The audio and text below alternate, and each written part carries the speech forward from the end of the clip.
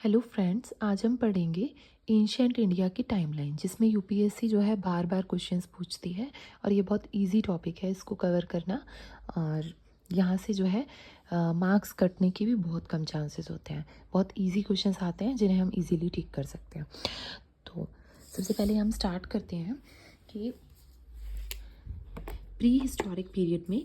तो सबसे पहले क्या होता है, प्री हिस्टोरिक पीरियड होता है, देन उसके बाद पेलियो हिस्टोरिक पीरियड होता है और उसके बाद होता है हिस्टोरिक पीरियड।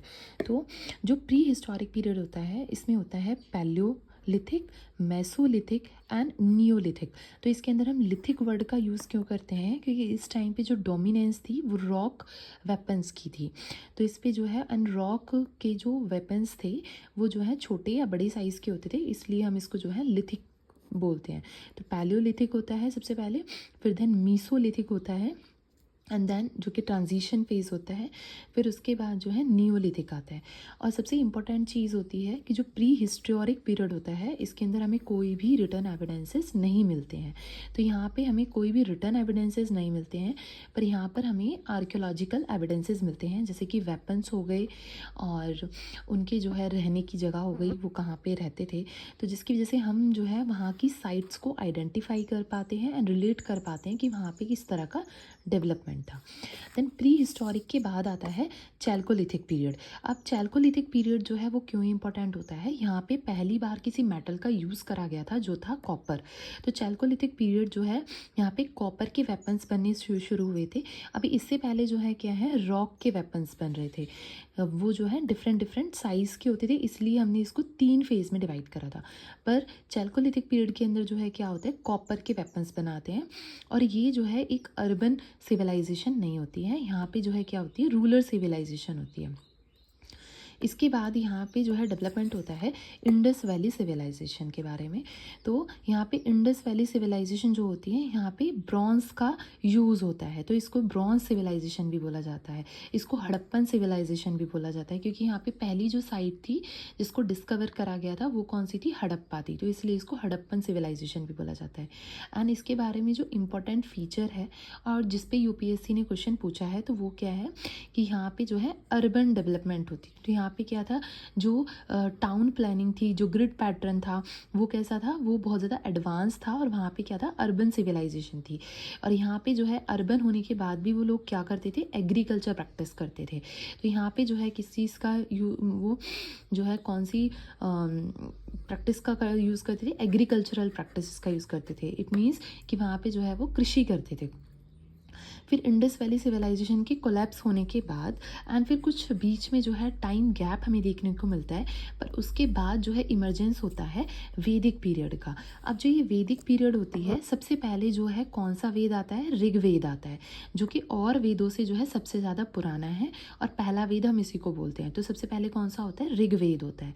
अब यहाँ पे जो है देखने की बात ये है कि चैल्कोलिथिक पीरियड वो एक अर्बन सिविलाइजेशन नहीं थी, इंडस वैली सिविलाइजेशन एक अर्बन सिविलाइजेशन थी, जबकि जो वैदिक पीरियड था वो एक अर्बन सिविलाइजेशन नहीं थी। तो यहाँ पे सिर्फ एक ही सिविलाइजेशन थी जो कि कैसी थी, अर्बन थी, वो थी खाली बिल्कुल बस एक ही थी, वो थी इंडस वैली सिविलाइजेशन। तो वैदिक पीरियड में भी हमें जो है कैसा, रूरल सिविलाइजेशन देखने को मिलता है। ओके, अब यहाँ पे जो है क्या होता है, आयरन एज, आयरन का जो है यहाँ पे इमरजेंस स्टार्ट हो जाता है, लोग जो है आयरन का यूज़ करते हैं। और यहाँ पे पेस्टोरल्स होते हैं, ये यहाँ पे एग्रीकल्चर का डेवलपमेंट हो गया था, पर यहाँ पे सब कुछ कोलैप्स हो जाता है। और इसके बाद वैदिक पीरियड के अंदर एग्रीकल्चर का डेवलपमेंट नहीं होता है, वहाँ पे एग्रीकल्चर प्रैक्टिसेस का यूज़ नहीं करा जाता है।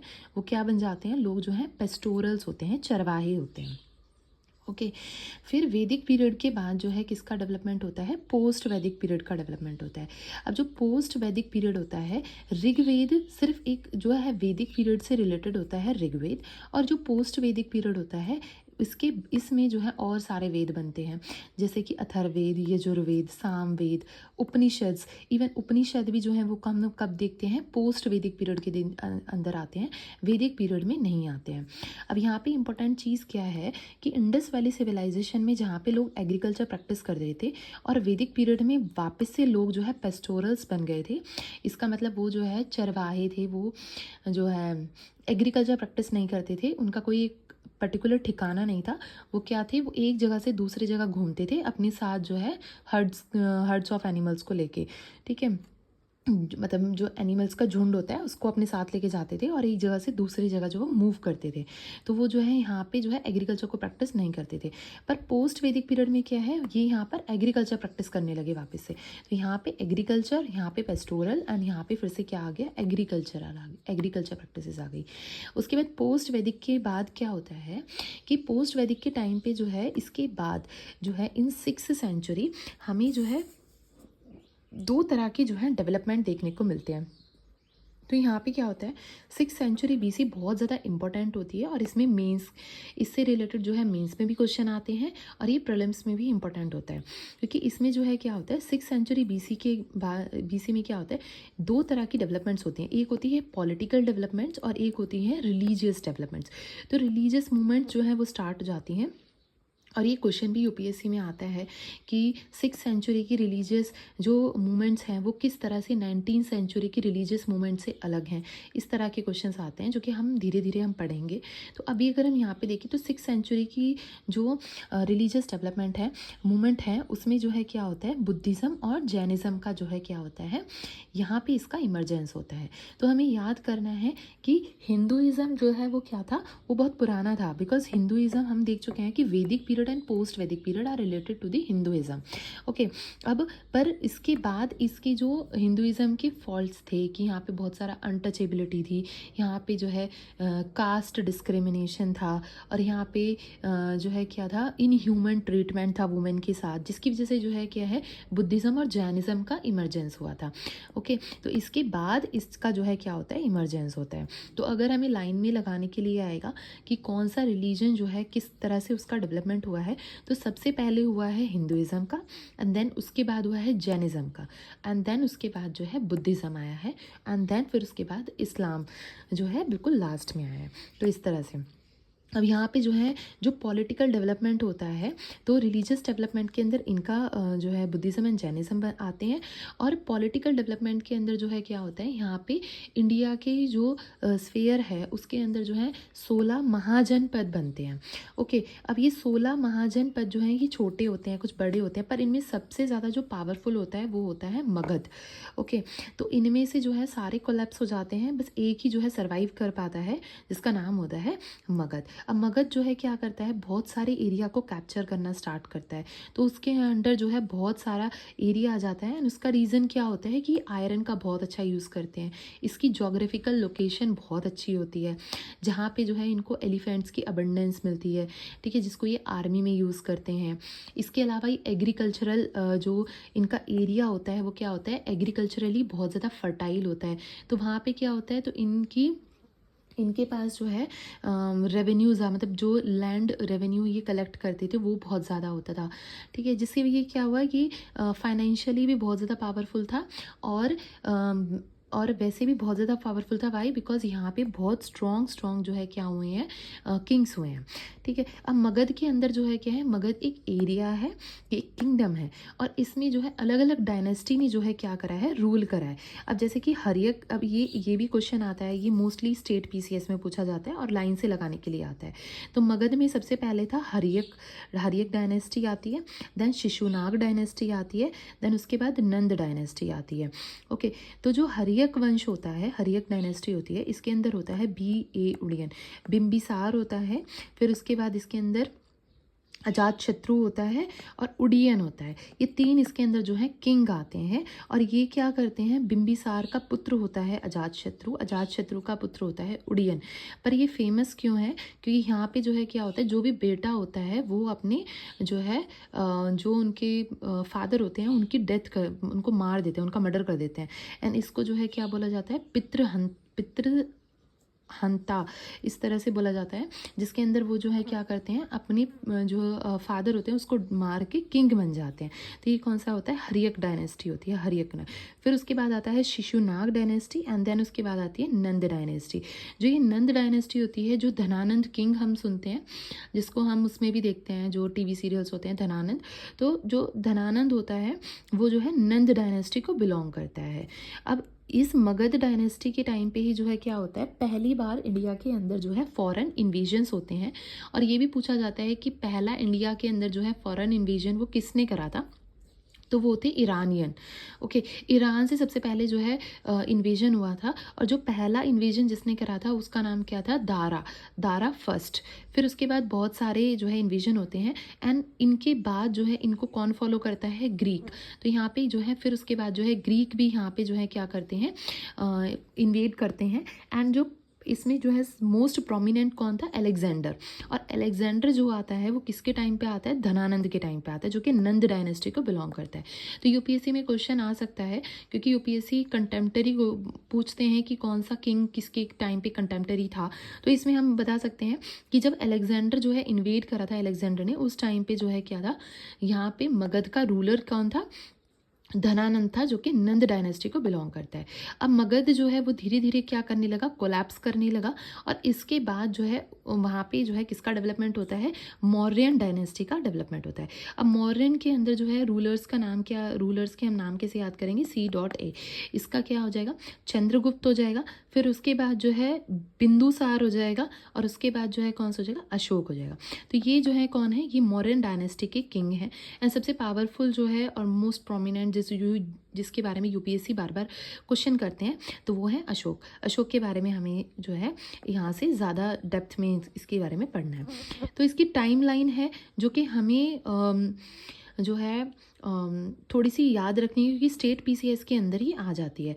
अब यहाँ पे आप सबके माइंड में क्वेश्चन आ रहा होगा कि मैंने इसको 184 से लेकर 323 BC क्यों नहीं लिखा। मैंने यहाँ पे 323 BC से लेकर 184 BC क्यों लिखा है। ओके, तो इसका रीज़न मैं आपको अभी बताती हूँ कि जो है हम जो एंशिएंट की जो टाइमलाइन होती है उसको हम किस तरीके से देखते हैं। तो ये जो होता है यहाँ से 0 होता है। ओके, अब इस साइड अगर हम जाते हैं तो ये क्या हो जाएगा, BC। और इसके आगे अगर हम जाएंगे तो ये जो है क्या हो जाएगा, AD। अब जैसे कि यहाँ पे जो है 0 होगा, तो ये जो है क्या हो जाएगा 1, ये हो जाएगा मेरा 2, और ये हो जाएगा 3। तो ये जो है क्या हो जाएगा, 3 BC पहले आएगा, फिर उसके बाद 2 BC, फिर 1 BC, फिर 0, फिर इधर जो है क्या आ जाएगा, 1 AD आ जाएगा। ओके, फिर इधर जो है 2 AD हो जाएगा, फिर इधर जो है 3 AD हो जाएगा, इस तरीके से। तो ये जो है क्या हो जाएगा, इस तरीके से। तो अगर हम जो हमने यहाँ पे पढ़ा था 323 से लेकर 184 BC, तो हम किस तरीके से लिखेंगे, ये जो है इस तरीके से है कि ये जो है क्या हो जाएगा, ये यहाँ पे हो जाएगा मेरा 323, फिर दैन 184, एंड ये सारा किस में आता है, BC के अंदर आता है। ओके, एंड यहाँ पे फिर कहीं 0 आएगा जो कि ऑलमोस्ट गुप्ता टाइम पीरियड पे आता है, एंड उसके बाद वाला टाइम होगा जिसके अंदर हम AD का यूज़ करेंगे। ओके, तो ये इसके अंदर हो जाएगा।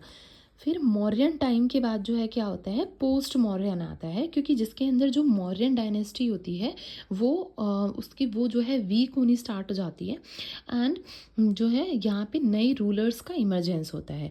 तो यहाँ पे क्या होता है, जो मौर्यन डायनेस्टी होती है उसकी जगह पे जो है शुंग डायनेस्टी आ जाती है।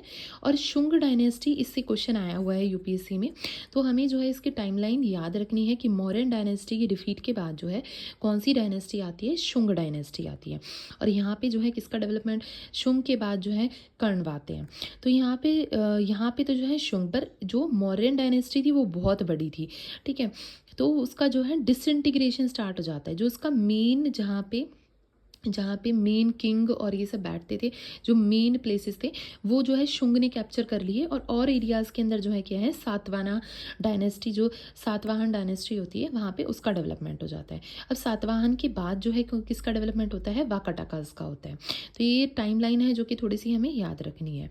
अब पोस्ट मॉडर्न के टाइम पे जो है क्या होता है, अभी हमने देखा था कहाँ कहाँ पे जो है हमें जो है हमें फॉरेन इन्वेजन देखने को मिले। तो हमें याद रखना है कि मौर्यन में हमें कोई भी फॉरेन इन्वेजन देखने को नहीं मिला। ऐसा क्यों, क्योंकि यहाँ पे बहुत ज़्यादा स्ट्रॉन्ग रूलर्स थे। पर मौर्यन से पहले मगध के अंदर हमने देखा ईरानियन और ग्रीक आते हैं, और मौर्यन के बाद जो पोस्ट मॉडर्न पीरियड है उसमें भी कुछ जो है फॉरेन इन्वेडर्स आते हैं। तो कौन कौन से होते हैं, ग्रीक होते हैं, ठीक है।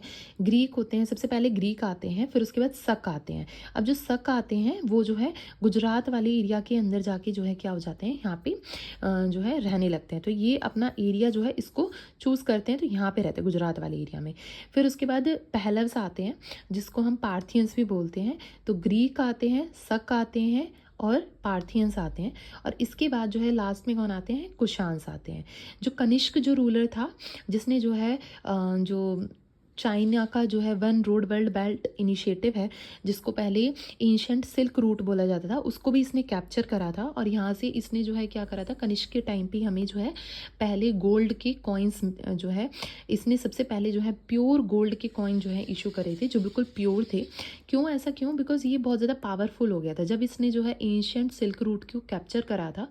तो उसके बाद जो है इसके पास जो है क्या है, बहुत सारी फाइनेंशियली ये बहुत ज़्यादा स्ट्रांग हो गया था, जिसकी वजह से ये जो है प्योर गोल्ड के कॉइन्स जो है वो इशू कर पाया। तो हमें जो है ये सीक्वेंस याद रखनी है, ये पूछी जा सकती है। तो अगर हमें फॉरेन इन्वेजन के अंदर जो है सीक्वेंस लगाने के लिए आएगी तो हम किस तरह से लगाएंगे, सबसे पहले आते हैं ईरान, ठीक है, ईरानियन आते हैं। उसके बाद ग्रीक आते हैं, फिर उसके बाद जो है यहाँ पे भी ग्रीक है तो ग्रीक आएंगे, फिर उसके बाद जो है शक आएंगे, फिर उसके बाद पार्थियंस आएंगे, उसके बाद कुषाण आएंगे।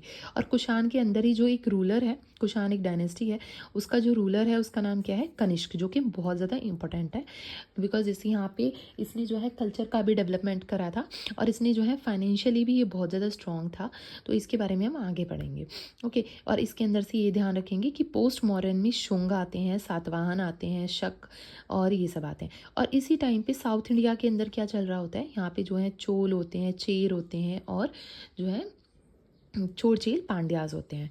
ओके, तो ये जो है ये वाला एरिया जो है वो साउथ इंडिया के अंडर होता है, ये अलग किंगडम्स होती हैं।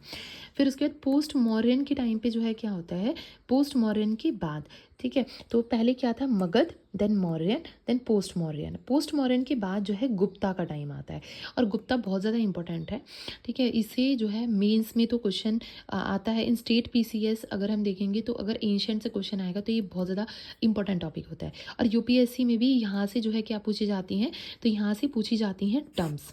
यहाँ से बहुत सारी चीज़ें हमें नहीं करनी है, पर जो बहुत ज़्यादा पूछी जाती हैं वो होती हैं टर्म्स पूछी जाती हैं, यहाँ से टर्म्स पूछे जाते हैं। यहाँ से हमें प्लेसेस करने होते हैं, ओके। और यहाँ से हमें कोई भी जो है पोर्ट, तो पोर्ट यहाँ पे इवन आ भी चुके हैं, तो यहाँ की जो है पोर्ट करने हैं, कोई प्लेसेस हैं, कोई टर्म्स हैं, ये सब हमें जो है गुप्ता पीरियड से ये हमें बिल्कुल आइडेंटिफाई करके ये याद करनी होती है। गुप्ता पीरियड के टाइम पे जो है किसका अटैक होता है, हून्स का अटैक होता है, ओके। तो इस टाइम पे फॉरेन इन्वेजन को, फॉरेन जो इन्वेजन करते हैं या इन्वेड करते हैं वो कौन होते हैं, हून्स होते हैं। तो अभी तक हमने क्या देखा कि यहाँ पे प्री हिस्टोरिक पीरियड होता है, दैन फिर उसके बाद चैल्कोलिथिक आता है, then Indus valley civilization, then Vedic period, फिर उसके बाद पोस्ट वैदिक पीरियड। पोस्ट वैदिक के बाद में जो है क्या होती है कि बहुत ज़्यादा जो है अनटचेबिलिटी आ जाती है, इनह्यूमन ट्रीटमेंट करने लगते हैं। तो इसके बाद दैन डेवलपमेंट होता है दो तरह के, एक रिलीजियस डेवलपमेंट होते हैं और एक होते हैं महाजनपद बनते हैं, पॉलिटिकल डेवलपमेंट होता है। तो ये जो है किस टाइम पे होता है, ये टाइम पीरियड हमें याद रखना है, क्योंकि कभी कभी हमें अपना गैस वर्क जो है वो प्रीलिम्स के अंदर यूज़ करना होता है।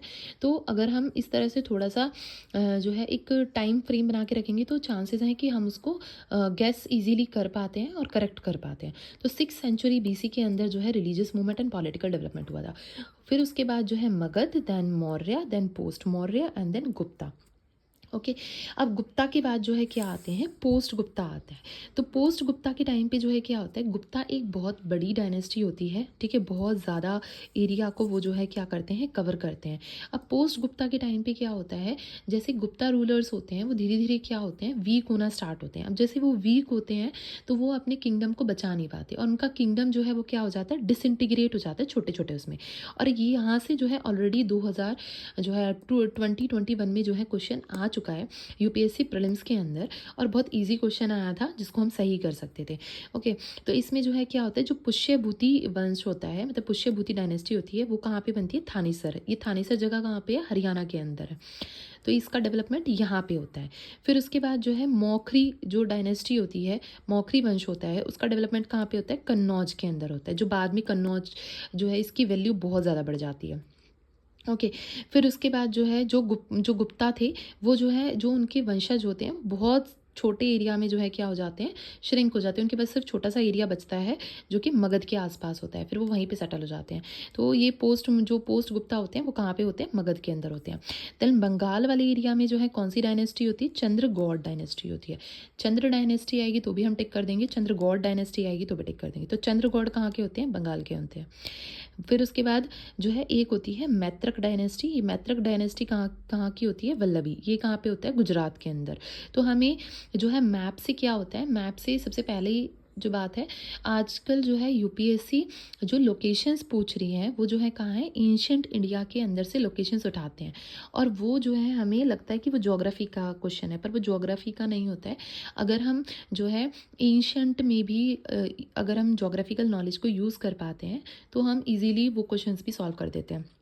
जैसे कि मैं आपको एक एग्जांपल दूंगी आगे कि किस तरह से हम जो है अपनी हिस्ट्री और ज्योग्राफी को इंटर रिलेट कर सकते हैं, और उससे हम जो है प्रीलिम्स के बहुत सारे इजी क्वेश्चंस को हम सॉल्व कर सकते हैं। तो ये वाला क्वेश्चन जो है इसकी हमने लोकेशन अच्छे से देख ली कि कहाँ कहाँ पर कौन सी लोकेशन है और कितने वंशज इसके बाद बनते हैं। इसके बाद 5 छोटी छोटी डायनेस्टी में ये जो है डिसइंटीग्रेट हो जाता है। ओके, फिर इसके बाद क्या होता है, ये कन्नौज जो होता है इसकी जो है बहुत ज़्यादा इमरजेंस जो है वो बढ़ जाती है। ये इकोनॉमिकली बहुत ज़्यादा जो है रिच एरिया होता है। ठीक, वाई, बिकॉज कन्नौज के अंदर एग्रीकल्चर जो लैंड होती है वो बहुत ज़्यादा फर्टाइल होती है। ठीक है, और यहाँ पे जो है क्या होता है, रूट्स ऐसे होते हैं कि यहाँ पे जो है वो अलग अलग जो रूट्स हैं उनको कनेक्ट करता है। ठीक है, तो जिसकी वजह से जो है क्या है, और किंग्स क्या करते थे कि हमारे एरिया में से अगर कोई निकल के जाएगा तो उसको जो है क्या देना पड़ेगा, टैक्स देना पड़ेगा। ठीक है, वहाँ से निकलने के लिए हमको जो है पैसे देने पड़ेंगे उसको। तो इस तरह से रेवेन्यू का जनरेशन होगा।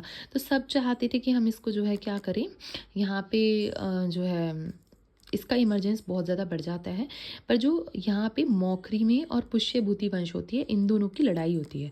और जिसके बाद जो है क्या होता है, जो हर्षवर्धन होते हैं जो कि क्या होते हैं, पुष्यभूति वंश से होते हैं, ये जो है जाके कन्नौज के ऊपर अटैक करके इसको जो है इस एरिया के ऊपर रूल करना स्टार्ट करते हैं। और फिर हर्षवर्धन जो है वो कहाँ पे रूल कर रहे हैं, कन्नौज के अंदर रूल कर रहे हैं। ओके, और ये जो इनकी पुष्यभूति वंश है ये थोड़ा एक्सपेंड हो जाता है इस तरीके से। ठीक है, तो ये जो है नॉर्थ इंडिया के अंदर होते हैं हर्षवर्धन। इसका भी टाइमलाइन हम थोड़ी सी याद रखेंगे कि 606 से लेकर 647 एडी तक होता है। ओके, बीसी नहीं होता है, यहाँ पे एडी आता है क्योंकि गुप्ता पीरियड के अंदर जो है वो 0 आ चुका होता है और फिर उसके बाद जो है बीसी से वो एडी के अंदर कन्वर्ट हो जाता है। तो ये क्या होता है, ये होता है एडी। ओके, अब हर्षवर्धन, अब ये क्वेश्चन जो है कंटेम्प्टरी का क्वेश्चन है और ये इवन यूपीएससी में ये वाला क्वेश्चन आ चुका है कि हर्षवर्धन जो है वो किसके कंटेम्प्टरी थे, तो पुलकेशिन सेकंड के कंटेम्प्टरी थे। ओके, अब आगे मैं आपको इसके बारे में और भी बताऊंगी। तो इसमें अभी जो याद करना है वो क्या है कि हर्षवर्धन के टाइम पे जो है क्या था, चालुक्य डायनेस्टी थी साउथ के अंदर, नॉट इन प्रॉपर साउथ पर इन मिडल पार्ट। ओके, तो जैसे कि विंध्या के नीचे, विंध्या सतपुरा के नीचे वाला एरिया जो था वो क्या था, नर्मदा के नीचे वाला जो एरिया था वो क्या था, वो चालुक्यन डायनेस्टी का था। और चालुक्यास जो थे वो उसमें हर्षवर्धन के कंटेम्प्टरी कौन थे, पुलकेशिन सेकंड। तो हमें याद रखना है पुलकेशिन फर्स्ट नहीं है, पुलकेशिन सेकंड है। और इनके भी कंटेम्प्टरी अगर हम बिल्कुल साउथ इंडिया के अंदर देखेंगे, साउथ किंगडम्स जो थे जहाँ पे पहले चेर चोल पांड्यास थे, तो वहाँ पे जो है क्या है, पल्लव्स का इमरजेंस हो जाता है। तो और पल्लव्स की जो पल्लव्स किंगडम होता है उसके जो है किंग कौन से थे, जो कि हर्षवर्धन और पुलकेशिन सेकंड के कंटेम्प्टरी थे, वो थे महेंद्र वर्मन फर्स्ट। ओके, अब हर्षवर्धन के बाद जो है क्या होता है, क्योंकि कन्नौज के ऊपर जो है रूल कर रहे होते हैं, फिर उसके बाद जो है यहाँ पे कन्नौज के लिए जो है त्रिपटाइट स्ट्रगल स्टार्ट हो जाता है। इसको त्रिपटाइट क्यों बोला जाता है कि 3 जो है बहुत बड़े बड़े जो है किंगडम्स होते हैं वो आपस में फाइट करते हैं कि कौन जो है कन्नौज को रूल करेगा।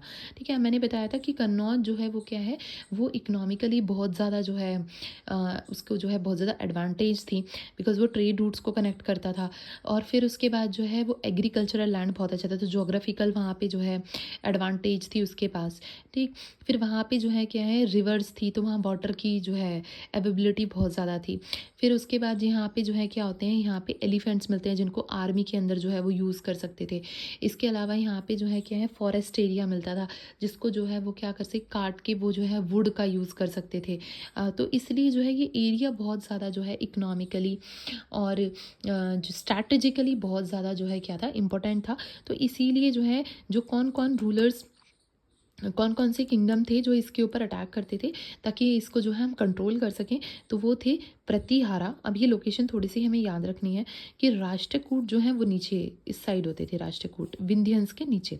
तो ये जो है क्या है, राष्ट्रकूट थे, प्रतिहारा थे, और यहाँ पे कौन थे, पाल डायनेस्टी। तो पाल डायनेस्टी जो है बंगाल के आसपास थी, और जो प्रतिहारा थे ये नॉर्थ इंडिया के अंदर थे, और विंध्यन के बिल्कुल साउथ में यहाँ पे कौन थे, राष्ट्रकूट डायनेस्टी थी। तो ये आपस में जो है, और कन्नौज कहाँ था, कन्नौज जो है वो यहाँ कहीं था।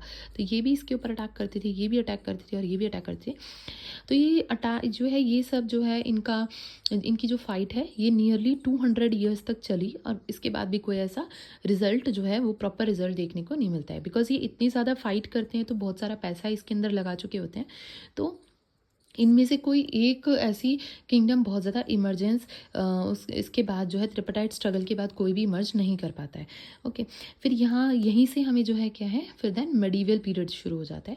तो ये जो है क्या है, ये पूरी की पूरी टाइमलाइन है। देखो ये पूरी टाइमलाइन है जो कि किससे रिलेटेड है, एंशिएंट इंडिया से रिलेटेड है, और ये जो है बहुत ज़्यादा इंपॉर्टेंट है from the UPSC prelims perspective. And तो इसको अच्छे से याद करें। Okay, thank you.